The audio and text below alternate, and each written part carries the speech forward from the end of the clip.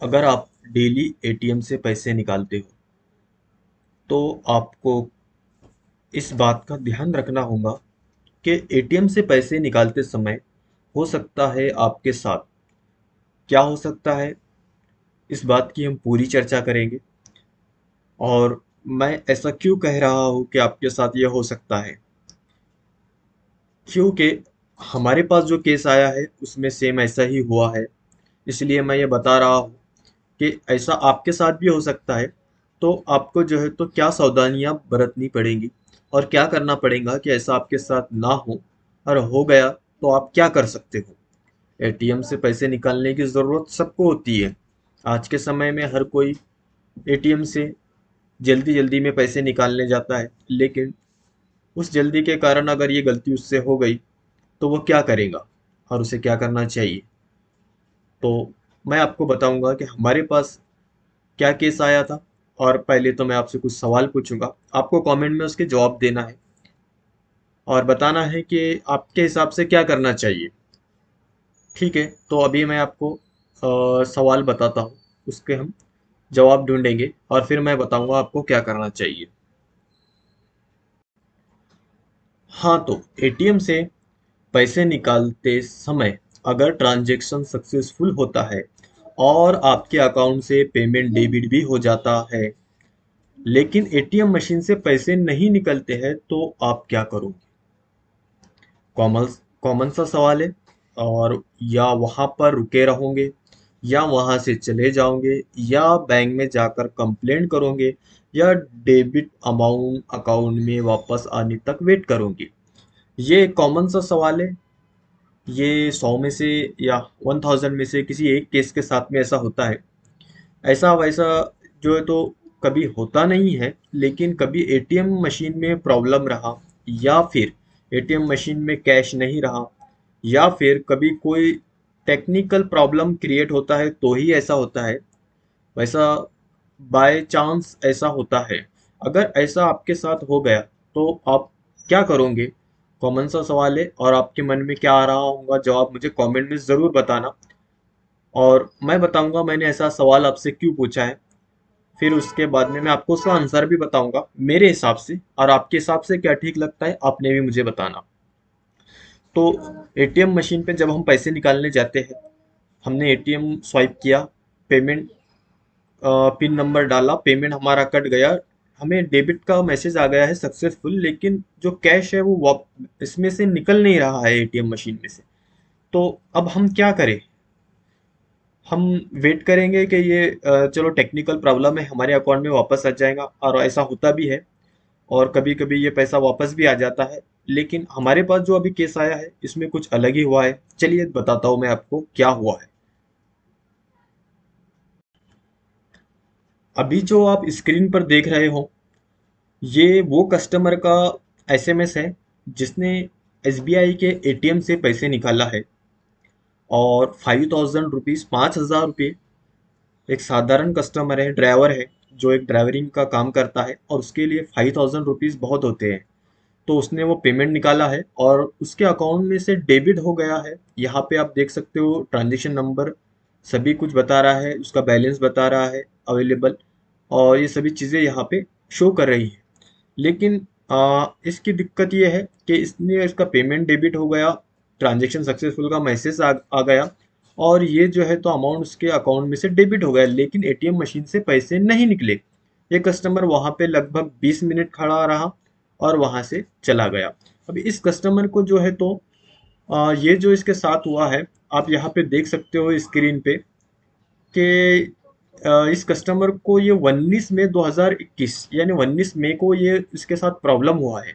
इस कस्टमर ने दूसरे ही दिन बैंक में जाकर वहाँ पे एप्लीकेशन लेटर दिया और उन्हें ये बताया कि मेरे साथ ऐसा ऐसा हुआ है, मेरा पैसा कट गया है और वो एटीएम से नहीं निकला है।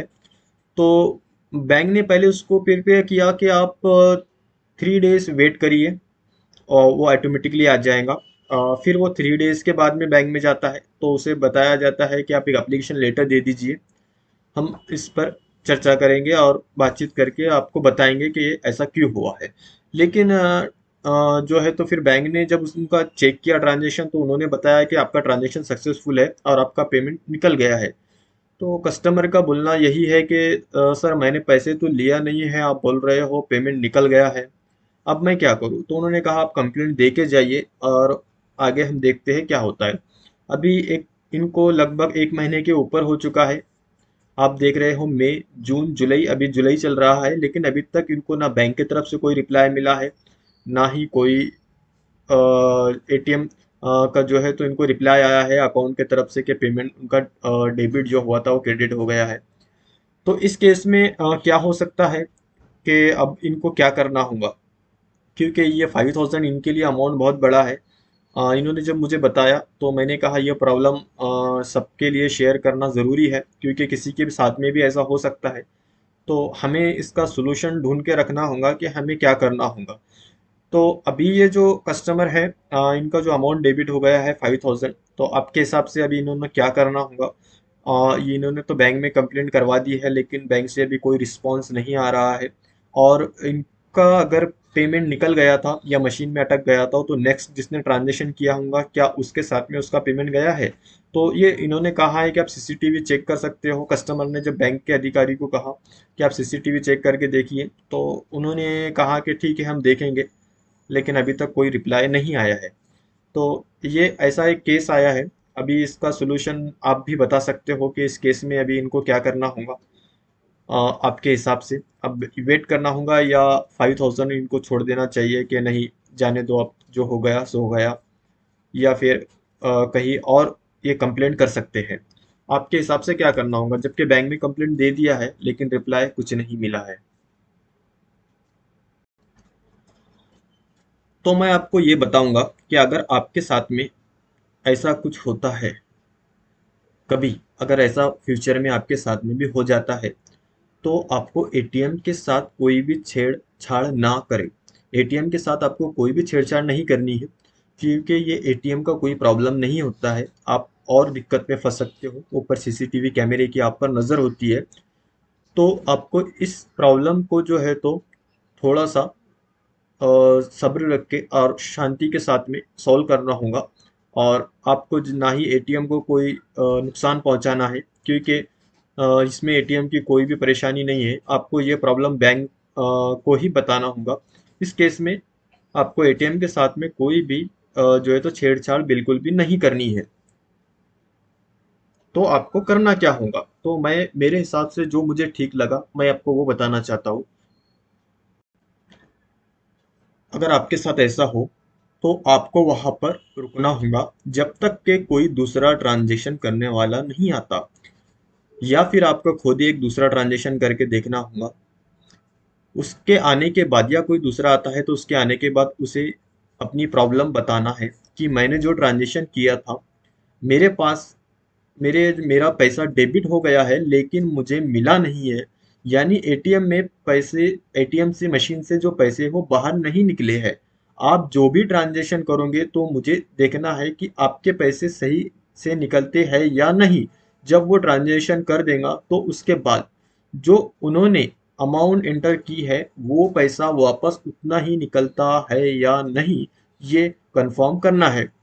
आपको क्या करना होगा कि अभी जो आपका पैसा तो नहीं निकला है, लेकिन उसके बाद में अगर कोई कस्टमर आता है एटीएम मशीन से पैसे निकालने के लिए, तो उनको निकालने देना है। और उनसे सिर्फ इतना बताना है कि मैंने भी एक ट्रांजेक्शन किया है, मेरा अमाउंट डेबिट हो गया है लेकिन पैसा बाहर नहीं निकला है। आप कोई भी एक ट्रांजेक्शन करके देखिए, मुझे ये देखना है सिर्फ कि आपका पैसा निकलता है या नहीं।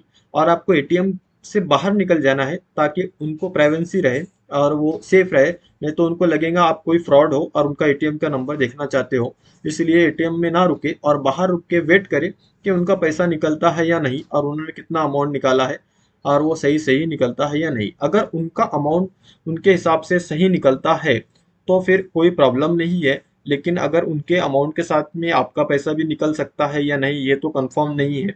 ऐसा केस तो अभी तक हमने सुना नहीं है, लेकिन अब इन फ्यूचर अगर ऐसा हो तो आपको आपका पैसा वापस मिल सकता है। लेकिन अगर ऐसा नहीं होता है तो उनका अगर ट्रांजेक्शन हो भी जा रहा है, पैसा बाहर निकल रहा है, तो ठीक है। और अगर उनका ट्रांजेक्शन हो रहा है और पैसा बाहर नहीं निकल रहा है या एटीएम कोई एरर कोड दिखा रहा है, कभी कभी एटीएम में कैश नहीं होता है तो वो एरर शो करता है। तो वो एरर कोड अगर दिखा रहा है कि पेमेंट कैश नहीं है, तो समझ जाना कि ये एक एटीएम प्रॉब्लम है और ये बैंक से ही सॉल्व होगा या ऑटोमेटिकली आपके अकाउंट में वापस आ जाएगा। अभी आपको जो है तो इन बातों का ध्यान रखना होगा। अभी आपको फिर क्या करना है, और फिर अगर उनका अमाउंट सेम उनके ट्रांजेक्शन के हिसाब से बाहर निकलता है, तो आपको जो एसएमएस मोबाइल पर आया है डेबिट अमाउंट का और एटीएम से निकालते समय का टाइम और आपके बाद जो व्यक्ति ने ट्रांजेक्शन किया है उसका, अगर आपको कॉन्टेक्ट नंबर मिले तो ठीक है, नहीं तो रहने देना है, आपके पास लिखकर ये सब चीज़ें आपको बैंक में कंप्लेंट देते समय काम में आएंगी। यानी आपको क्या करना होगा कि अभी जो व्यक्ति ने पेमेंट निकाला है, अगर उसका सही से पेमेंट निकल जाता है और आपका नहीं निकला है, तो अब इस केस में आपको आपका जो है तो ट्रांजैक्शन का जो एसएमएस आपको आया है डेबिट का, वो और आपका जो टाइमिंग कितने बजे हुआ है वो तो आ ही जाएगा आपके पास में। फिर भी वो भी आपको एक लेटर पर लिख के देना होगा। और अगर वो जो व्यक्ति है वो आप उनका कॉन्टेक्ट नंबर दे सकता है तो बहुत अच्छी बात है, ताकि आपको हेल्प हो जाएगी बैंक के अधिकारी से बात करने के लिए कि मेरे बाद इन्होंने ट्रांजेक्शन किया था और इनका अमाउंट निकल चुका है, आप चेक कर सकते हो। तो वो काम में आएगा। अगर नहीं भी देते हैं वो तो कोई हर्ज नहीं, सीसीटीवी लगा हुआ है, बैंक चेक करती है। हर बैंक के पास में जो है तो हर एटीएम का ट्रांजेक्शन का रिकॉर्ड होता है। ये काम बैंक का होता है, आपको ज़्यादा टेंशन लेने वाली बात नहीं होती है। और ये सब चीज़ें आपको बैंक में देना होंगी। बैंक चेक करेगा। और बैंक ये सब चीज़ें किस तरह से चेक करेगा, क्योंकि एटीएम में जो कैश लोड की जाती है वो नोट जो होती है वो काउंटिंग की हुई होती है। तो और कितने ट्रांजेक्शन हुए वो सब काउंटिंग ही होते हैं। तो बैंक को थोड़ा सा समय लगेगा कि बैंक जो है तो पूरे जो नोट के हिसाब से जो काउंटिंग और जो ट्रांजेक्शन हुए हैं सबका टोटल अमाउंट अगर सेम आता है तो ठीक है, या फिर उतना पैसा ऊपर आता है तो आपका ट्रांजेक्शन का जो अमाउंट है वो आपको वापस मिलने के चांसेस होते हैं। लेकिन अब इनके केस में क्या हुआ है, अभी ये जो मेरे पास में केस आया है, यानी इन्होंने जो मुझे बताया है, इनका जो प्रॉब्लम ऐसा है कि बैंक को लेटर दिए हुए 1 महीना हो चुका है और बैंक का बोलना है कि ट्रांजैक्शन सक्सेसफुल हो गया है, पेमेंट नहीं मिला है। तो अब आपके हिसाब से और आपकी राय में ये क्या होना चाहिए इनके साथ में, और इन्होंने अभी आगे क्या करना चाहिए? ये बैंक से तो ये रिप्लाई आ रहा है कि ट्रांजैक्शन सक्सेसफुल हो गया है। फिर बैंक का अगर अभी रिप्लाई नहीं आएगा कुछ, तो क्या इन्हें 5,000 छोड़ देना चाहिए? क्योंकि एक ड्राइवर है और अभी लॉकडाउन के समय में एक ड्राइवर के लिए 5,000 अमाउंट काफ़ी बड़ा होता है। आप सोच के देखिए और मुझे कमेंट में आप बता सकते हो आपकी क्या राय है और इन्हें क्या करना चाहिए। तो आपको बताने का मेरा उद्देश्य यही है कि आपके साथ भी ऐसा हो सकता है, और आपके साथ अगर ऐसा हो तो आपको जो है तो इन बातों का ध्यान रखना होगा। इसमें बैंक की कोई गलती नहीं होती है, लेकिन बैंक से हमें क्या सपोर्ट मिलता है और बैंक हमारे लिए क्या कर सकती है ये ज़रूरी होता है। अब इनका अगर 5,000 अमाउंट का भी जो भी कुछ होता है बैंक के हैंड से, तो मैं आपको अगले नेक्स्ट वीडियो में ज़रूर बताऊंगा कि इनको इनका पैसा वापस किस तरह से मिला और इन्होंने इसके बाद में बैंक ने क्या एक्शन लिया और बैंक इनकी क्या सहायता कर सकती है। क्योंकि इस आदमी के लिए 5,000 अमाउंट काफ़ी ज़्यादा है और इनको जो है तो इनका अमाउंट वापस मिल जाए, मैं ऐसी आशा करता हूँ। और जो भी इनका टेक्निकल प्रॉब्लम या फिर बैंक के हैंड से प्रॉब्लम जो भी हुआ है वो सॉल्व हो जाए। बस आप भी कि थोड़ा सा केयरफुल रहा करिए, आपके साथ भी ऐसा हो सकता है और उस समय आपको भी जो है तो कुछ सावधानियां बरतनी होंगी। और जैसा मैंने बताया है उसके हिसाब से भी आप कर ने किया तो भी चलेगा, या फिर आपको जो है तो बैंक से ही कांटेक्ट करना होगा।